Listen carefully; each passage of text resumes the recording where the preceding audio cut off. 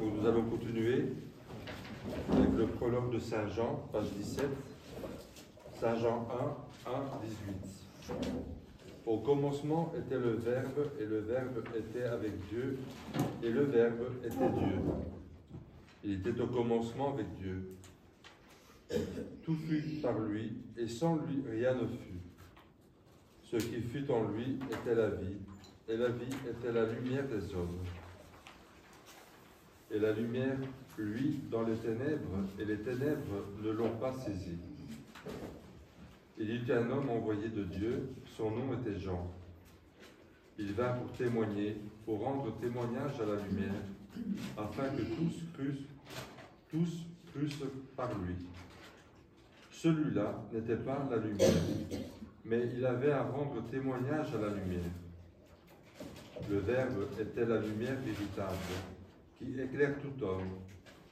Il venait dans le monde. Il était dans le monde, et le monde fut par lui, et le monde ne l'a pas reconnu. Il est venu chez lui, et les siens ne l'ont pas accueilli. Mais à tous ceux qui l'ont accueilli, il a donné pouvoir de devenir enfants de Dieu, à ceux qui croient en son nom. Lui qui ne fut engendré ni du sang, ni d'un vouloir de chair, ni d'un vouloir d'homme, mais de Dieu. Et le Verbe s'est fait chair, et il a habité parmi nous. Et nous avons contemplé sa gloire, gloire qu'il tient de son Père, comme Fils unique, plein de grâce et de vérité. Jean lui rend témoignage, et il clame. C'est de lui que j'ai dit, celui qui vient derrière moi, le voilà passé devant moi, parce qu'avant moi il était. Oui, de sa plénitude nous avons tous reçu, et grâce pour grâce. Car la loi fut donnée par Moïse, la grâce et la vérité sont venues par Jésus-Christ. Nul n'a jamais vu Dieu, le Fils unique qui est tourné vers le sein du Père, lui, l'a fait connaître. Le témoignage de Jean.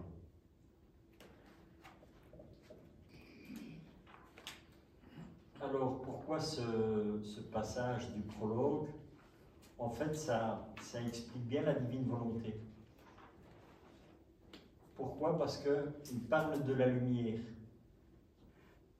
Et Dieu dit, je suis la lumière.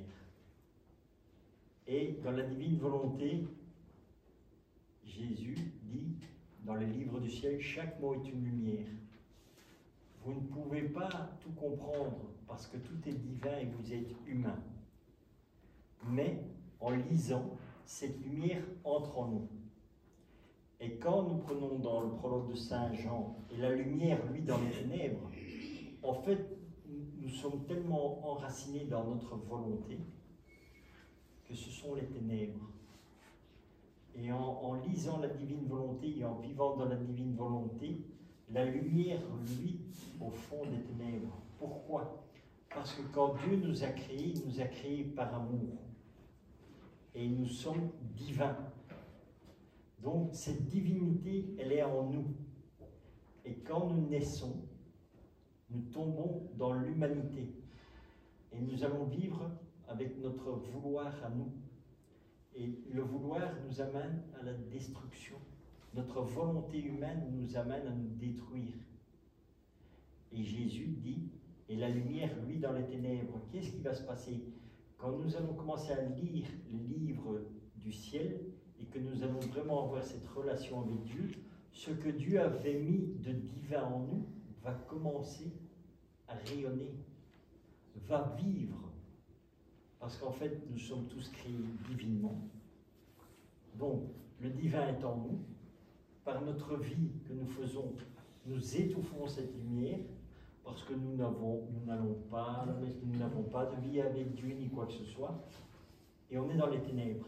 Et quand nous découvrons que Dieu est vivant, qu'il existe, que nous commençons à avoir une véritable vie de chrétien, que nous allons à la messe, que nous commençons à prier, tout ça, la lumière commence à apparaître. Mais elle est très vite étouffée parce qu'on retombe très vite dans le travers. Nous allons à l'église, nous faisons faisons tout ce qui est à genoux, face contre terre et tout. La messe est terminée, le prêtre a donné sa bénédiction, on sort, on est sur le parvis de l'église. Ah, t'as vu celui-là ou t'as vu celle-là, bon. Ouais, voilà, on est retombé dans notre humanité. Donc, il n'y a rien de divin. Tandis que quand nous commençons à vivre dans la divine volonté, vous allez voir que le Seigneur ne va plus permettre que nous ayons ces critiques. À un moment donné, tu vas aller à la messe, tu vas dire, je mets cette messe, Seigneur, dans ta divine volonté, que toutes les personnes qui se trouvent ici sont dans la divine volonté, que toutes les créatures du passé, du présent, du futur soient assemblées à cette messe, et ainsi de suite. Donc le Seigneur va mettre vraiment que tu vas avoir une vie complètement différente. Et quand tu vas sortir sur le parvis, ben, tu ne voudras pas critiquer. Et pourquoi? Parce que tu as laissé la place à Dieu. Et Dieu est amour et Dieu veut l'unité. Donc, il va faire sortir tout ce que lui a mis de bon en nous à la création. Parce qu'au départ, nous sommes parfaits. Comme Adam était parfait, nous étions parfaits. C'est quand nous tombons dans cette humanité que nous perdons tout et que nous tombons vraiment dans les ténèbres. On pouvait prendre encore un autre passage d'évangile, hein, où Jésus dit, si tu aurais la foi comme un grain de moutarde, tu dirais à cet arbre, déracine-toi, va te jeter dans la mer. C'est la même chose, hein, ça parle aussi de la divine volonté. Hein.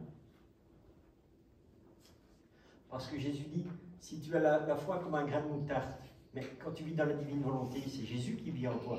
Et Jésus, il dit quoi? Je suis la foi. Elle ne monte pas, elle ne descend pas, elle est constante.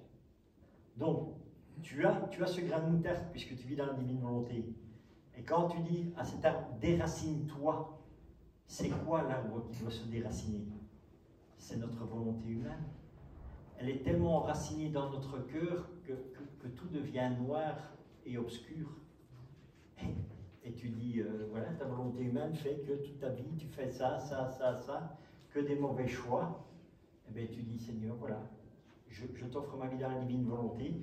Et c'est Jésus lui-même qui va dire, voilà, comme je suis la foi, tu as le foi du grain de moutarde, tu dis, à cet arbre, déracine-toi donc à ta volonté humaine. Seigneur, enlève cette volonté humaine de mon cœur, parce qu'il n'y a que toi qui peux le faire. Le Seigneur, il le fait. Et il te dit, jette-le dans la mer. Et tu dis à cet arbre, jette-toi dans la mer. Et c'est la mer de quoi que Dieu dit? Dans la mer de la divine volonté. Parce que dans tous les livres du ciel, souvent Jésus dit, viens dans la mer de la divine volonté. C'est pour que nous ayons une image de comprendre ce qu'est la divine volonté. Donc au final, tu dis, comme c'est Dieu en toi qui agit, Dieu dit, j'enlève cet arbre de ton cœur, j'enlève ta volonté humaine et je la jette dans quoi? Dans la mer de la divine volonté. Et c'est quoi la mer de la divine volonté? Ce n'est qu'une mer d'amour en fait. C'est ça. Et Dieu emploie la mer pour vous montrer que l'amour est immense qu'il a. Et nous, humainement, on ne peut pas comprendre. Donc il nous donne une image. Et il prend l'image de la mer. Pourquoi? Parce que la mer, elle a d'une profondeur qu'on ne sait même pas. Et la mer, elle est immense. Et si tu regardes, le 3/4 de la terre est recouvert de la mer. Tu vois? Et c'est ça que Jésus veut nous faire comprendre. Et c'est ça, en fait, la divine volonté. Et c'est pour ça que, c'est ce que je dis toujours, les livres du ciel, qu'est-ce qu'ils vont faire? Ils vont nous éclairer sur la parole de Dieu. Et c'est pour ça que tu ne sais pas dissocier. Tu ne peux pas dire, je vais vivre dans la divine volonté uniquement avec le livre du ciel, parce que ça ne fonctionne pas. Il faut que tu lises avec la parole de Dieu. Parce que la parole de Dieu, elle a été donnée, elle est donnée à l'Église. Et voilà, et tout a été révélé, comme on dit, et tout a été terminé là. Oui, mais tout n'a pas été expliqué. Et la divine volonté, en fait, te donne les explications de ce qui n'a pas été dit. Et c'est ça que Jésus dit, j'ai encore tant de choses à vous dire, mais vous n'êtes pas aptes à le comprendre maintenant. Et voilà, 2000 ans après, ben, nous recevons la divine volonté. Et maintenant, donc après le prologue de Saint Jean, qu'est-ce qu'il y avait dans le credo? Encore une fois, dans le credo, on dit quoi? Lumière née de la lumière. Voilà. Et puis, on descend dans un passage du livre du ciel que j'ai été choisir aussi, parce que Jésus me dit, voilà, ça parle aussi de quoi? Jésus est lumière, et la lumière est vérité. Me trouvant dans mon état habituel, Jésus béni se fit voir toute lumière et me dit, c'est simplement, je suis lumière, mais de quoi est faite la lumière? Quel est le fondement? La lumière est vérité. Ainsi, je suis lumière parce que je suis vérité. Conséquemment, pour être lumière et avoir de la lumière dans toutes ses actions, tout doit être vérité. Où il y a artifice et duplicité, il ne peut y avoir de lumière, mais seulement de l'obscurité. À la suite de ces quelques mots, il disparut à la vitesse de l'éclair. Donc, et qu'est-ce que Jésus dit? Je suis le chemin, la vérité et la vie. Voilà. Et la lumière de Dieu est vérité. Et pourquoi elle est vérité? Parce qu'elle est amour. Et en fait, c'est ça la divine volonté, c'est pour essayer de faire comprendre, Jésus nous fait comprendre par tous les moyens qu'il nous aime. Et qu'il n'est qu'amour et qu'il ne veut que nous donner de l'amour. Et il est venu pour sauver l'humanité, pas pour la perdre. Et c'est de tout cela que nous devons prendre conscience. Et ça, nous pouvons en prendre conscience. Comment? Parce que c'est Jésus lui-même, dans la divine volonté, qui nous éclaire. Voilà. Et maintenant, nous entrons en plein dans le sujet de la retraite. Voilà. Comment vivre dans la divine volonté?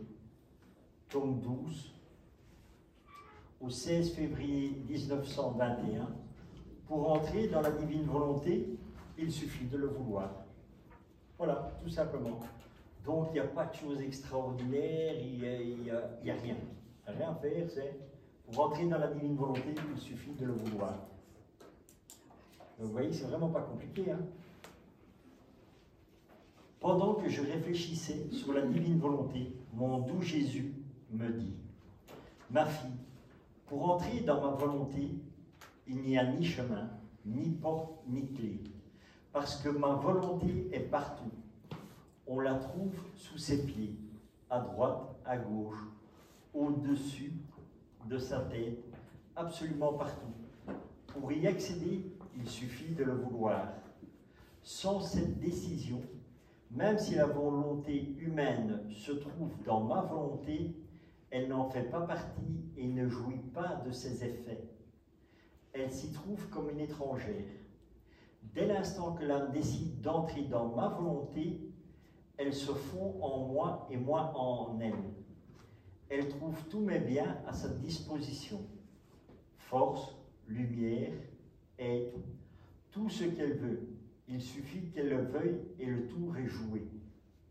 Ma volonté prend charge de tout, donnant à l'âme tout ce qui lui manque et qui puisse lui permettre de nager à son aise dans l'océan infini de ma volonté.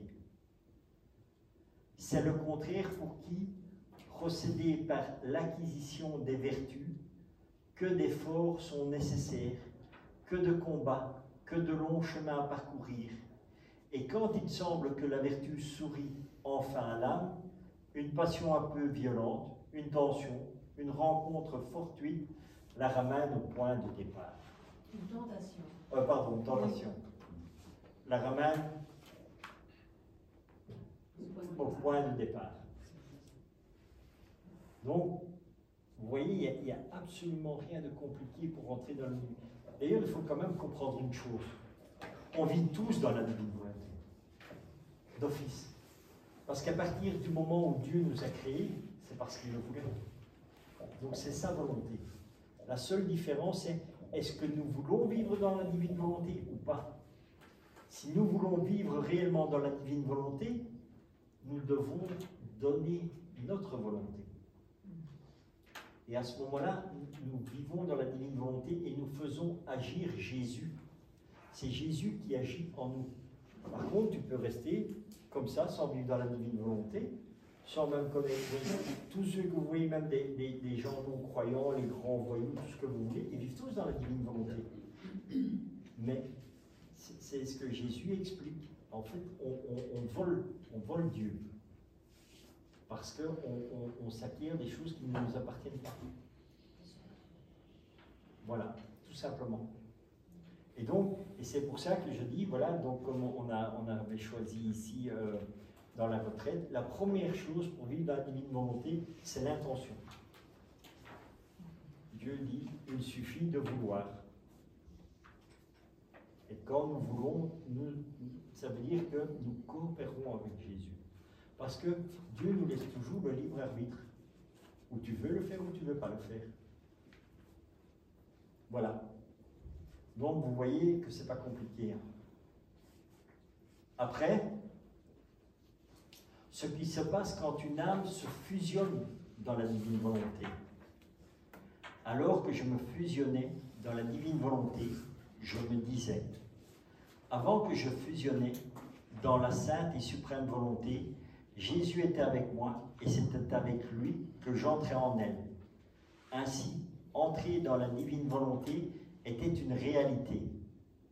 Maintenant, je ne le vois pas et je ne sais pas si j'entre ou je n'entre pas dans la volonté éternelle.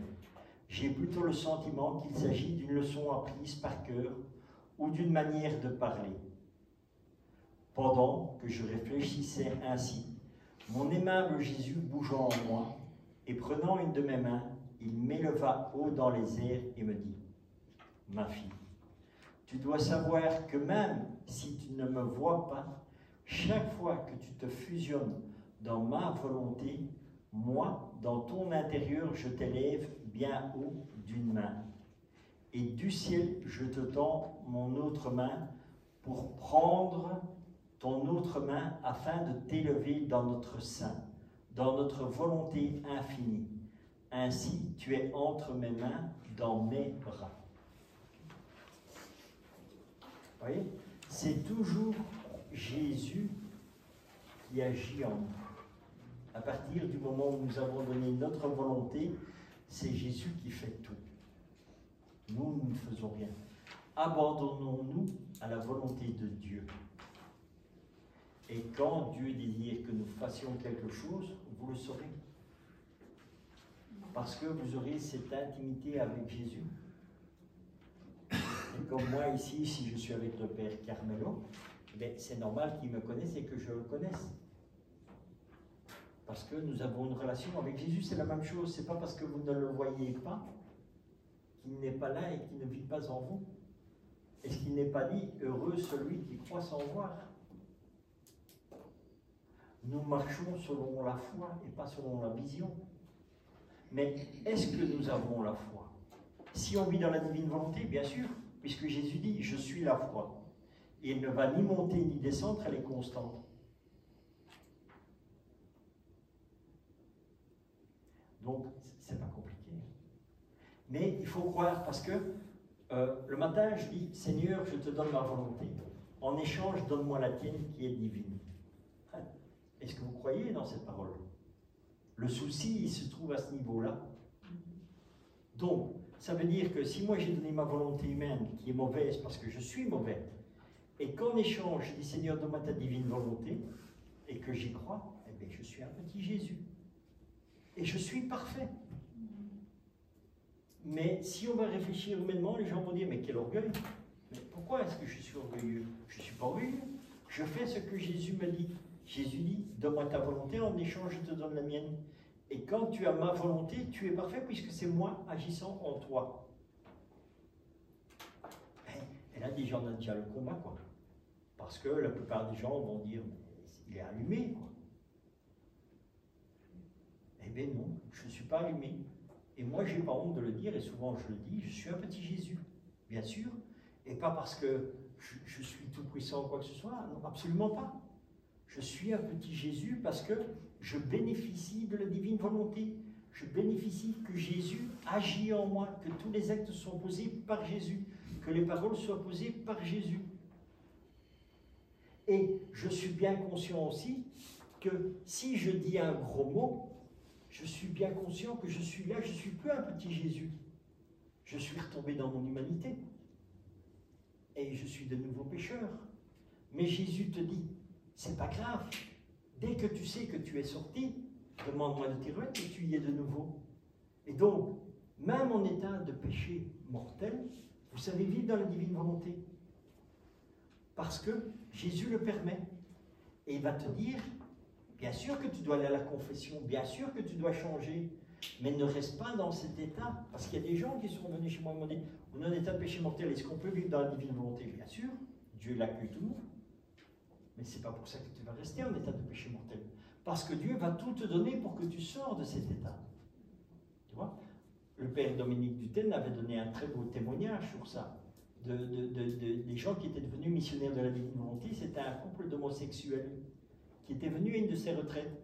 Et quand ils ont entendu de la retraite, quand ils sont partis de la retraite, donc ils vivaient en couple, ils avaient des relations et tout. Et puis après cette retraite, ils sont rentrés chez eux et ils ont donné leur volonté à Dieu. Et le Seigneur directement a changé. Ils ont commencé à faire chambre à part, et puis ils se sont séparés. Chacun avait son habitation, et ils sont missionnaires de la divine volonté. Donc ils étaient en état de péché mortel de tout ce qu'on veut. Mais ils ont donné leur volonté à Dieu, et Dieu, qu'est-ce qu'il fait? Dieu, il est là pour sauver tout le monde. Hein. Et le Seigneur, il est venu les sauver. Comme ça. Et c'est un beau témoignage de la divine volonté, pour montrer que personne n'est exclu. Et que Dieu aime tout le monde. Il aime le pécheur, mais il n'aime pas le péché. Et ça, encore une fois, et ça c'est notre humanité qui fait qu'on a toujours tendance à juger ou critiquer les gens, ou dire quelque chose. C'est pour ça que Jésus dit ne jugez pas. Parce que vous ne savez pas. Moi c'était pareil, j'étais un très très grand voyou. Et le Seigneur est venu, bon, il m'a retourné comme une crêpe. Voilà. À Dieu, rien n'est impossible. Nous ne savons pas nous sauver. Et c'est dit, hein, dans l'évangile aussi, hein, quand les apôtres vont chez les Seigneur, ils disent, mais qui peut être sauvé? Et Jésus dit quoi? Ah vous? Personne. Ah, personne, voilà. Personne peut être sauvé. Mais à Dieu, tout est possible. Voilà. Donc, et c'est pour ça que Jésus dit aussi, je suis le chemin, la vérité et la vie. Nous sommes sauvés par qui? Par Jésus. Parce qu'il est le chemin, la vérité et la vie. Tout simplement. Alors, continuons. Est-ce qu'il y a des personnes qui veulent faire la lecture du texte suivant? Anne-Catherine, tu peux continuer hein, si tu veux. Et qui veut l'accompagner? Oui, oui, vas-y. Voilà.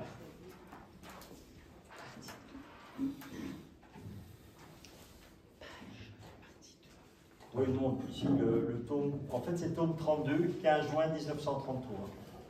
Page 20. J'y vais. Oui, oui. L'intention forme la vie de l'action. Elle forme le voile pour cacher l'action divine, l'acteur caché. Mon pauvre esprit est toujours occupé par le divin fiat. En plus d'être la vie, elle veut être ma nourriture. Car la vie, il faut l'alimenter, sinon on meurt de faim. C'est pourquoi il me donne très souvent des mets délicieux et célestes qui ne sont que d'autres vérités au sujet de son divin vouloir. Ainsi, il me nourrit et il laisse grandir sa vie en moi. Et combien de fois je ressens le besoin que mon bienheureux Jésus me dise quelque chose concernant son vouloir, car je me sens mourir de faim. Mon aimable Jésus, parce que c'est lui-même qui veut et me donne cette faim, visita ma pauvre âme et me dit: Ma fille, ton désir d'être nourrie par ma parole touche si fort mon cœur que je cours vers toi pour te donner la divine nourriture que moi seul peux te donner. Ma parole est vie et forme en toi une vie divine. Elle est lumière et elle t'illumine. Et la vertu illuminative demeure en toi et te donne toujours la lumière. C'est un feu qui fait monter la chaleur en toi. C'est un aliment qui te nourrit. Or, tu dois savoir que je ne considère pas l'action externe de la créature, mais l'intention qui forme la vie de l'action et qui est comme l'âme de l'action et devient comme le voile de l'intention. Il en est comme de l'âme avec le corps. Ce n'est pas le corps qui pense, parle, bat, travaille et marche, mais l'âme qui donne vie à la pensée, la parole, le mouvement, de sorte que le corps est le voile de l'âme. En le couvrant, il En la couvrant, Oui, en la couvrant, il s'en fait le porteur. Mais la partie vitale, l'action, le pas vient de l'âme. Telle est l'intention, vie véritable des actions.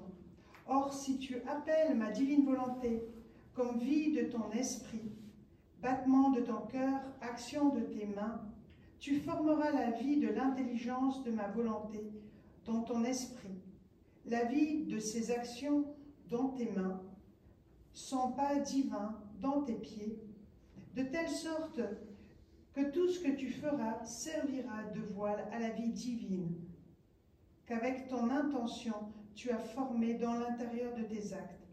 Mais quelle est cette intention? C'est ta volonté faisant appel à la mienne et qui se vide d'elle-même et qui forme le vide dans son acte, afin de céder la place à l'action de ma volonté, qui se faisant voile elle-même cache dans les actions, même les plus ordinaires et naturelles, l'action extraordinaire d'un Dieu. Si bien que de l'extérieur on ne voit que des actions communes, mais que si l'on note le voile du vouloir humain, on y trouve la vertu opérante de l'acte divin. En ce qui forme la sainteté de la créature, ce n'est pas la diversité des actions, ni les œuvres qui font du bruit. Non, mais la vie ordinaire, les actions nécessaires de la vie que la créature doit accomplir pour vivre. Toutes ces actions sont les voiles qui cachent notre volonté. Elles se transforment en un champ d'action où Dieu lui-même s'abaisse afin de devenir lui-même acteur de ces actions divines. Et tout comme le corps voile l'âme, la volonté humaine voile Dieu. Elle le cache en forme et forme au moyen des actions ordinaires la chaîne des actions extraordinaires de Dieu dans l'âme. Par conséquent, sois attentive, appelle ma volonté en tout ce que tu fais, et ma volonté jamais ne te refusera son acte, afin de former en toi, autant qu'il est possible, la plénitude de sa sainteté. À plusieurs reprises au cours... non, ça c'est... On s'arrête là? Oui. Donc, en fait, qu'est-ce que Jésus nous apprend là? C'est l'intention qui compte. Et l'intention, elle se forme où? Dans notre cœur, à partir du moment où nous vivons dans la divine volonté. C'est-à-dire que si nous invitons Dieu, dans le sens que, Seigneur, je te donne ma volonté, en échange, donne-moi ta divine volonté. Là, notre intention, elle est pure, parce que l'intention n'est pas de nous, elle est faite par Jésus. Mais si nous la faisons dans notre humanité, sans inviter la divine volonté, l'intention n'est pas pure. Parce qu'il lui manque le principal. Et le principal, c'est quoi? C'est toujours l'amour. Donc, pour avoir et vivre dans la divine volonté, il faut qu'on ait une intention pure. Et la seule pureté que l'on peut avoir, c'est Jésus qui peut nous la donner. Tout simplement. Donc, on peut faire plein de bonnes choses, mais si c'est fait sans Dieu, ça n'a aucun intérêt, ça n'a pas de sens. Maintenant qu'il nous a fait grâce de connaître la divine volonté, de pouvoir agir avec Dieu, de pouvoir faire les choses, de pouvoir poser les actes, de pouvoir faire toute notre vie avec lui, tout devient divin. Et c'est ça qui va changer l'humanité. Parce qu'on peut aller faire des messes autant qu'on veut, on peut se rassembler et prier autant qu'on veut, on n'aura pas l'unité. Pourquoi? Parce qu'il y a toujours ce petit orgueil qui vient, qui dit « Non, non, moi je ne veux pas ». Mais quand nous vivons dans la divine volonté, Jésus enlève cet orgueil. Et il dit « Moi je veux l'unité. Vous êtes tous mes enfants. Vous êtes tous sortis de nous. Et nous désirons que vous reveniez tous à la maison. En fait, dans notre vie, et ça c'est quelque chose que j'ai beaucoup réfléchi sur ça, le père Gabriel Amorth est un grand prêtre exorciste en Italie et au Vatican. Et il disait, les questions de discernement pour savoir à qui il avait affaire, il posait 3 questions. La première était, d'où tu viens? La deuxième, que dois-tu faire? Et la troisième, où tu vas? Et la plupart des gens ne savaient pas répondre. Ou ils répondaient tous ce qu'il ne fallait pas. D'où tu viens? Que dois-tu faire? Et où vas-tu? J'avais posé ça, j'avais un ami qui venait du Cameroun et je lui dis comme ça parce qu'en fait il était protestant. Et je lui dis, tiens, est-ce que je peux te poser des questions? Ouais. Et je lui dis, d'où tu viens? Du Cameroun. Je dis, d'accord. Et tu fais quoi? Tu dois faire quoi? Il dit, je dois travailler pour nourrir mon épouse, c'est ça. Et tu vas où? Je ne sais pas.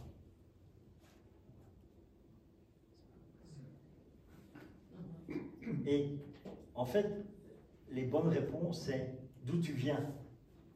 Nous venons d'où? De Dieu. Que devons-nous faire quand nous sommes sur la terre? Chercher Dieu. Et chercher à connaître Dieu. Et où est-ce que nous allons? On retourne à Dieu. Voilà. Ça, ce sont les réponses qu'il faut donner. Et c'est dit aussi dans les évangiles. Vous vivez dans le monde, mais vous n'êtes pas du monde. Pourquoi? Parce qu'on est de Dieu. Et Dieu nous a créés, pourquoi? Parce qu'il nous aime. Et parce qu'il voulait être aimé en retour. Et que son amour est tellement débordant qu'il devait le partager. L'amour de Dieu, on ne peut même pas se rendre compte de l'immensité de l'amour de Dieu. Parce que si tu regardes dans toute la création, tout ce que Dieu a fait, le soleil, les étoiles, tout est fait, ce sont tous des débordements d'amour de Dieu. Quand il pleut, comme hier, il y a eu une de ces draches qui est tombée ici, c'est une pluie de grâce. Et vous savez que Jésus dit, dans chaque goutte, il y a mon je t'aime. Donc, vous vous imaginez quand vous sortez, au lieu de mettre un parapluie, non, fermez votre parapluie. Accueillez l'eau qui tombe du ciel, parce que c'est tous les je t'aime de Jésus. Moi, souvent, même avant que je connaissais la divine volonté, hein, j'avais fait des organisations de retraite avec des prêtres ici, et il pleuvait, tout le monde était là, et même le prêtre vient chez moi, il dit, Richard, pourquoi tu ne prends pas un parapluie? Je lui dis, parce que c'est une pluie de grâce qui me tombe dessus, et je ne connaissais pas la divine volonté, je ne savais pas. Et je dis, voilà. Et bien voilà, et quand j'ai découvert la divine volonté, bien des années après, Jésus dit, dans chaque goutte d'eau, il y a mon je t'aime. Ah, merci Seigneur. Voilà. Et c'est ça, vivre dans la divine volonté. Dans la divine volonté, c'est Dieu te fait prendre conscience partout où il a mis son amour. Dans tes battements de cœur, quand tu sens ton cœur qui fait boum, boum, boum, boum, boum, boum, eh bien, tu mets ta main et tu vas le sentir. Et quand tu sens boum, boum, boum, boum, boum, boum, à la place de boum, boum, tu dis, je t'aime, je t'aime, je t'aime, je t'aime. C'est ça que Jésus dit en fait. Et c'est ça les battements de cœur. Dans chaque battement de notre cœur, Jésus dit, je t'aime. Dans le sang qui circule dans notre corps, ce ne sont que des je t'aime. Un jour, comme ça, j'étais là et je ne sais pas, je discutais avec Jésus, je dis, qu'est-ce que tu peux m'apprendre? Il dit, je suis dans ton sang. Et dans ton sang, je dis, je t'aime. Et je circule dans tout ton corps. Et je dis, pourquoi? Pourquoi cette grâce? Et qu'est-ce que ça veut dire?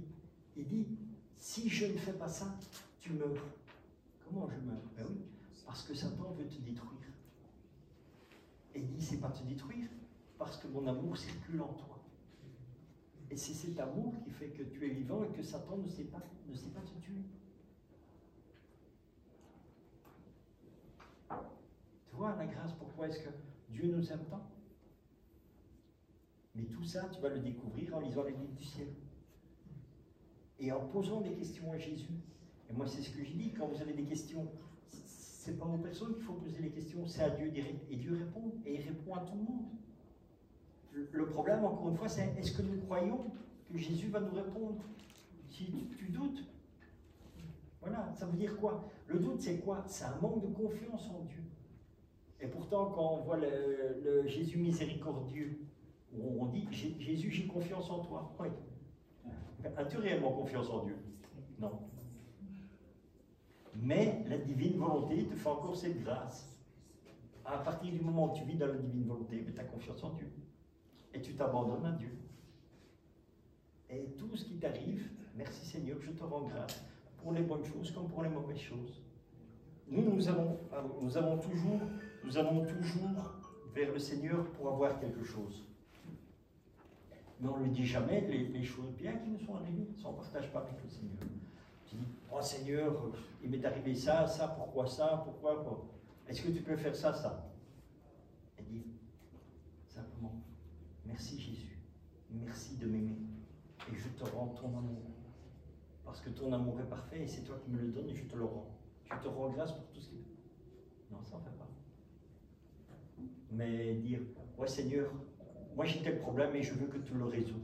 Et je veux que ce soit comme ça. Et telle personne elle a ça, donc je veux que tu fasses ça. Oui, mais tout ça c'est notre volonté.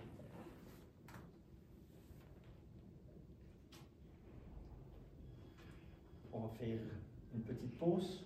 J'ai une question. Oui. Quand on dit que parfois il vaut mieux être un athée, un bon athée qu'un mauvais chrétien, qu'est-ce que tu dis là-dessus? Étant donné que c'est quand on fait les choses en Jésus qu'il y a des grâces. Or, il y a aussi des grâces et l'Esprit Saint souffle où il veut, quand il veut. Voilà, qu'est-ce que tu peux dire là-dessus? C'est quoi un bon chrétien? Comment? C'est quoi un bon chrétien? Eh bien, ce serait un chrétien qui vit selon les commandements de Dieu, déjà. Et s'il peut y mettre l'amour, c'est mieux. Mais on a tous fait l'expérience de chrétiens qui n'assument pas cela, qui ne vivent pas comme ça. Et par contre, on voit des athées qui sont beaucoup plus charitables, par exemple. Alors, la charité vient-elle de Dieu ou pas? Parce qu'il n'aurait pas mis ça dans la divine volonté? Et est-ce que le chrétien qui a un mauvais caractère, bien qu'il fait peut-être des efforts, on ne sait pas ce qui se passe dans son cœur, serait un mauvais chrétien? Voilà, Je vais te donner la réponse qui n'est pas la mienne, et qui est la réponse de Jésus, parce que je lui ai demandé, c'est quoi être un bon chrétien? Un bon chrétien, et Jésus m'a dit, c'est quelqu'un qui me connaît. Et comment tu veux connaître Dieu? Eh bien, en vivant dans la divine volonté, et en te nourrissant de sa parole. Là, tu deviens un bon chrétien. Parce que tu peux aller pendant 20 ans à la messe et tu ne connais pas Dieu. Et je suis désolé de le dire, et je le dis souvent, j'ai vu plus d'honnêteté chez les voyous que chez les chrétiens. Parce qu'un voyou, quand il a quelque chose à te dire, il va venir te le dire en face. Oui, mais il ne vit pas dans la divine volonté. Tandis qu'un chrétien va te le dire devant toi et derrière toi, il va te poignarder. C'est malheureux à dire, mais c'est comme ça. Et n'oublie pas une chose, c'est que toute personne vit dans la divine volonté. Donc, que tu sois chrétien ou que tu ne sois pas chrétien, tu es dans la divine volonté. Et comme tu l'as bien dit, l'Esprit Saint souffle. Donc, l'Esprit Saint peut amener une bonne parole à quelqu'un et qui ne connaît pas Dieu. Mais, à un moment donné, il y aura un changement de vie. Et le changement de vie, c'est quoi? C'est à partir du moment où la personne aura envie de changer. C'est à partir du moment, en général, malheureusement, je ne connais pas de gens qui deviennent chrétiens en ayant vécu des choses agréables. Tu vois? Parce que si tu as tout, si tu as une belle maison, tu as une belle place, tu as tout, tu ne vas pas te tourner vers Dieu. Moi, je ne connais pas de gens comme ça qui se sont tournés vers Dieu.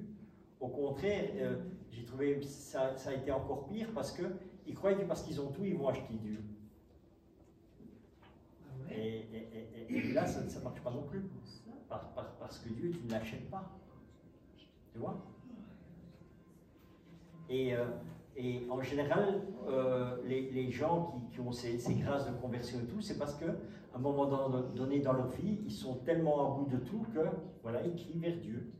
Et Dieu entend. Directement, dès que tu appelles le Seigneur, il est là. Voilà. Mais je dis, en général, c'est toujours quand tu as des... Mais Jésus le dit, hein, je vous appelle dans l'amour et la miséricorde. Et vous ne venez pas à moi. C'est pas grave. Vous allez venir à moi dans la douleur et les pleurs. C'est écrit dans les livres du ciel. Hein. Pourquoi? Parce que quand il y a de la souffrance, alors là, on appelle Dieu. Quand il ne reste plus rien, qu'il n'y a plus rien qui fonctionne, Seigneur, ah oui, eh bien le Seigneur, il est là. Et c'est comme le bon larron sur la croix. Hein. Toute sa vie, il fait rien de bon que de mauvais. Mais à la dernière seconde, il dit, pardon Seigneur, boum, et il dit, cet après-midi, tu es avec moi au paradis. Donc il n'a même pas dit, tu vas passer au... Non, l'après-midi. Et il faut signer où pour aller au ciel tout de suite? Je signe, hein, tu vois. Voilà, tout simplement. Donc, mais vis dans la divine volonté, tu es au ciel, ne t'inquiète pas. Si tu fais ce que Jésus te demande, voilà, et vis avec Jésus, et tu verras que tu arriveras. Le but de Dieu est de te ramener à lui. Donc ici, le cadeau qu'il nous fait dans la divine volonté, il ne sait pas faire plus grand que ça. Parce que c'est lui-même qui fait tout pour que toi tu es au ciel. Donc toi tu ne fais plus rien.